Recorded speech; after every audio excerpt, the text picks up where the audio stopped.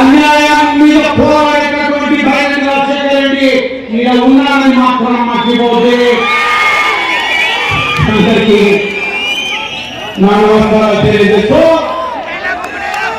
జై తెలుగుదేశం గట్టిగా కొంచెం పక్కన కనపడాలా జై తెలుగుదేశం జై ఎన్టీఆర్ జై ఎన్టీఆర్ జై ఎన్టీఆర్ జై తెలుగుదేశం జై తెలుగుదేశం అందరికీ నమస్కారాలు.